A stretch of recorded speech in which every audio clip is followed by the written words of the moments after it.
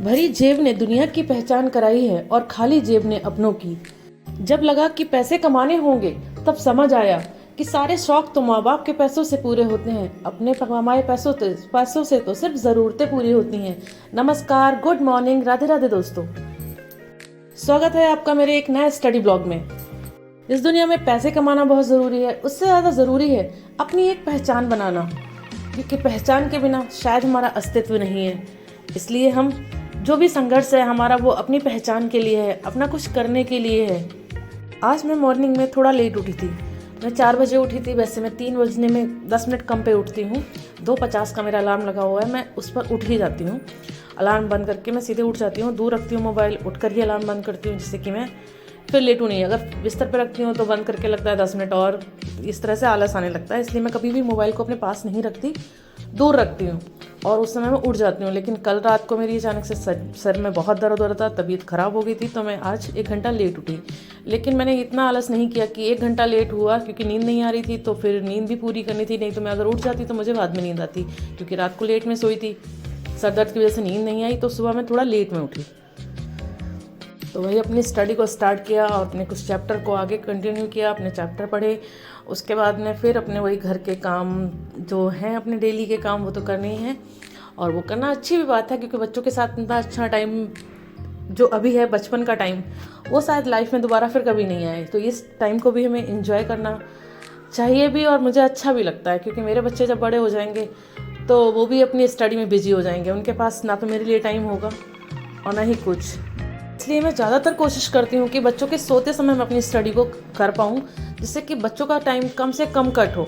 क्योंकि अगर मैं बच्चों का टाइम कट करूँगी तो मैं बच्चों के साथ एंजॉय नहीं कर पाऊँगी, और धीरे धीरे मेरे बच्चे बड़े हो जाएंगे और फिर वो भी यही देखेंगे कि माँ हर समय पढ़ती रहती है, बात नहीं करती है। और बड़ा बेटा कहता भी है कि माँ थोड़ी देर हमारे साथ खेल लो।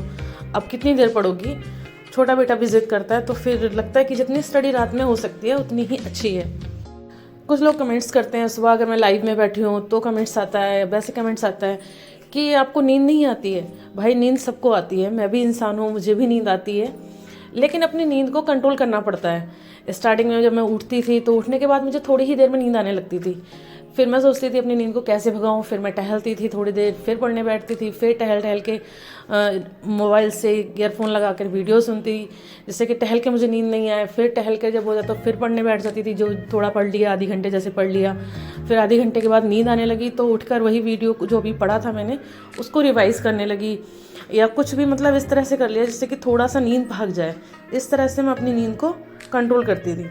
और आज मेरा मतलब ये हो चुका है कि कुछ ही महीनों में ऐसा हो चुका है, मैंने ज़्यादा अभी स्टडी अगस्त से स्टार्ट की है, लेकिन आज मेरा ऐसा है कि मैं 2 से ढाई घंटे मुझे बिना नींद आए आराम से मैं कंटिन्यू पढ़ सकती हूँ, सुबह 3 बजे उठकर। तो अगर आपको ऐसा लगता है कि आपको नींद आती है, आप नींद की वजह से अपनी स्टडी नहीं कर पाते हैं, तो एकदम से तो नहीं होगा। आप थोड़ा थोड़ा कीजिए। आज आधी घंटा पढ़े हैं, आधे घंटे के बाद आप चाय ले लीजिए या थोड़ा सा वॉक कर लीजिए, टहल लीजिए, घर में, रूम में, जितनी भी जैसी जगह है वहाँ पे टहल लीजिए। और टहलने के बाद मतलब स्टडी नहीं छोड़नी। अगर हम किसी और चीज़ में लग गए, जैसे रील्स वगैरह भी देखने लगे, तो नींद तो हमारी गायब हो जाएगी, लेकिन स्टडी से हमारा मन हट जाएगा।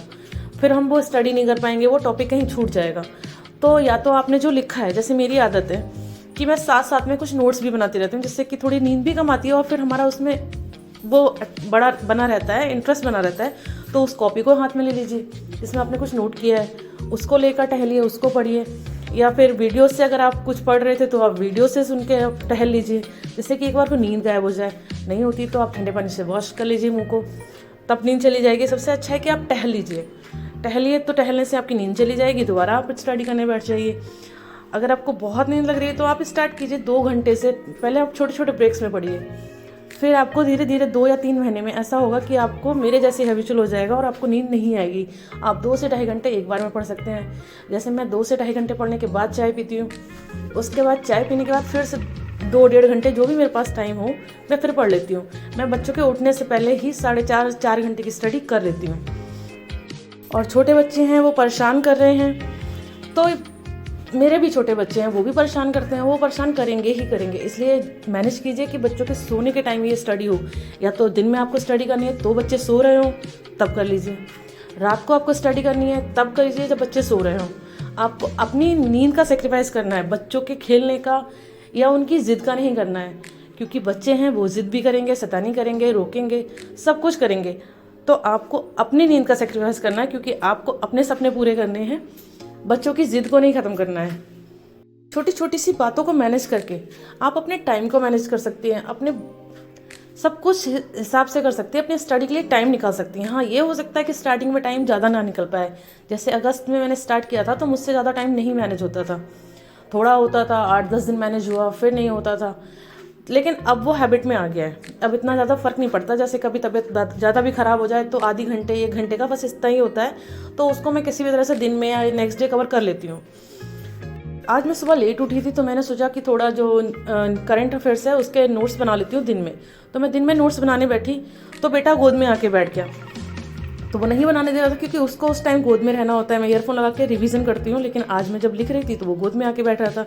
हस्बैंड भी कमरे में बैठे हुए थे, वो न्यूज़ देख रहे थे, वो भी न्यूज़ दिखाने लगे। तो ये सब चीज़ें तो चलती रहती हैं, इसलिए मैं कोशिश करती हूँ कि मेरा मॉर्निंग में हो सके सारा कुछ। उसके अलावा जब मेरा बेटे सो रहे होते हैं मैं तब भी वो करती हूँ। फिर शाम को जब बच्चे हस्बैंड के साथ बिजी होते हैं खेल में या टीवी में या किसी भी चीज़ में, मैं उस टाइम पे करती हूँ। मैं ज़्यादा से ज़्यादा टाइम मैनेज करती हूँ कि जिस टाइम मैं बिल्कुल फ्री होती हूँ उस टाइम करूँ। और घर के कामों को भी मैंने ऐसे रख रखा है कि मतलब जो बहुत ज़रूरी काम है मैं उनको करती हूँ, वरना थोड़ा सा वो कर देती हूँ, थोड़ी हस्बैंड की हेल्प ले लेती हूँ कि ये काम आप कर लीजिए। और अगर मैं पढ़ रही हूँ, घर में होते हैं तो कर लेते हैं, लेकिन अगर जब वो बाहर होते हैं तो सारे काम मुझे ही मैनेज करने होते हैं। फिर तो मैं बच्चों को स्कूल छोड़ना, लाना, सारे काम मैनेज करती हूँ। लेकिन जब होते हैं तो मैं ज़्यादा काम नहीं करती।